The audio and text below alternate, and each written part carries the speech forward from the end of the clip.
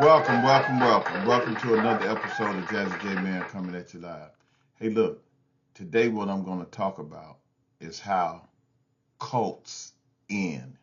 How cults end.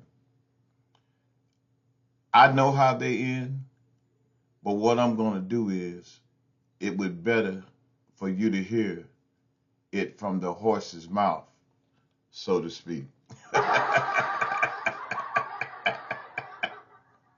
So without further ado, I'm going to allow you to hear this video in the back of me.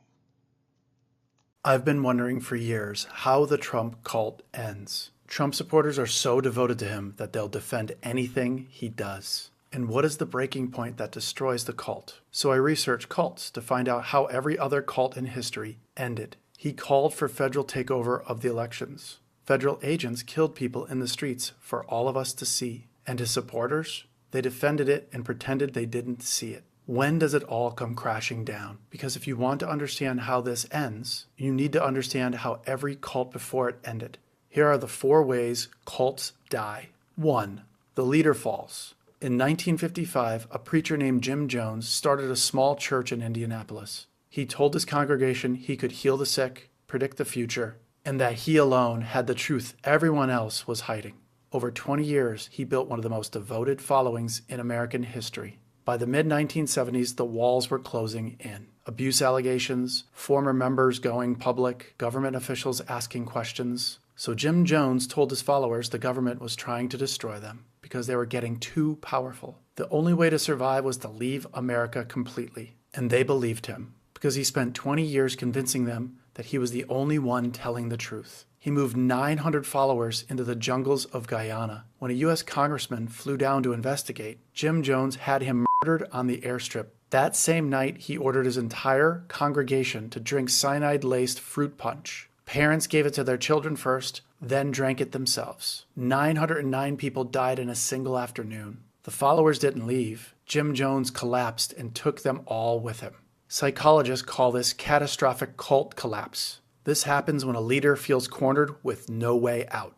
The more cornered Trump gets, the indictments, the courts, the walls closing in, the more he starts to look like a man with nothing left to lose. 2. The inner circle starts talking. Facts don't break cults. Betrayal does. Not CNN, not a court ruling, not a journalist with receipts. Someone from inside the tribe. Because cult members reject anything from the outside group automatically. It's part of the conspiracy against them. But when someone from the inner circle starts talking, that's different. You can't explain away someone who was in the room. Trump's own chief of staff called him the most dangerous person in American history. His Secretary of Defense said he'd use the military against American citizens if he could. His chairman of the Joint Chiefs called him a fascist to the core. More than a dozen former senior staffers signed a public letter saying he was unfit. Not Democrats, not journalists, people he hired, people who ran his government, people who were in the room. Did it break the cult before the election? No. But here's what cult researchers know. The inner circle talking isn't a single event. It's a slow erosion. Every person who speaks up makes it slightly safer for the next person to speak up, and the list keeps growing. You can dismiss one outsider. It gets harder when the people speaking up are part of the cult, the inside circle. 3. Promises never come true.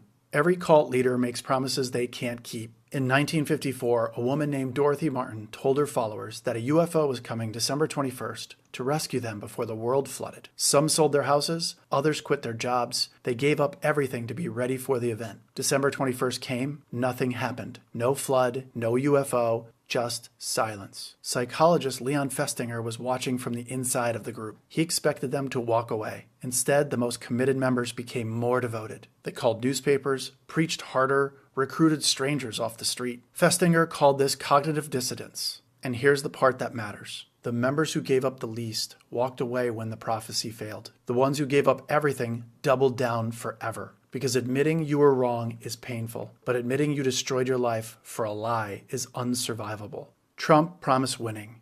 So much winning, his supporters would get tired of winning. Tariffs hitting their wallets? That's fake news. Medicaid cuts hitting their families? That's a hoax. People losing everything? Don't believe what your eyes are seeing.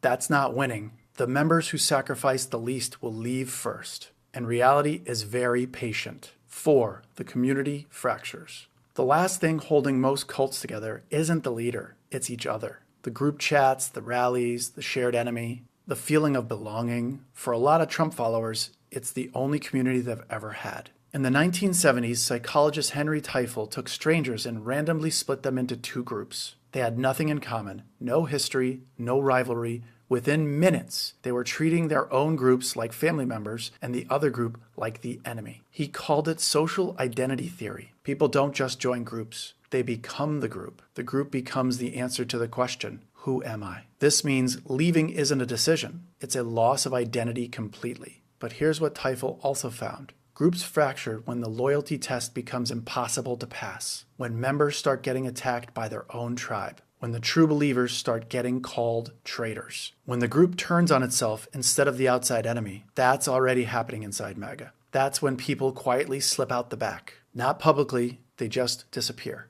Cults don't die because people get smarter. They die because the structure holding them together stops working. The leader can't protect them anymore, and the promises stop coming true. The inner circle started talking, and the community started eating itself. Some of these people know something is wrong. They see it. They just can't say it out loud, because saying it out loud means losing everything they have. But here's what history teaches us. The longer a leader holds on, the more desperate he becomes. And the more desperate he becomes, the more he asks of his followers. More loyalty, more sacrifice, more willingness to look the other way. And eventually the cost becomes too high, even for the most devoted believer. Every cult in history has ended, every single one of them. This one will end too. The only question is how much damage gets done before it does end.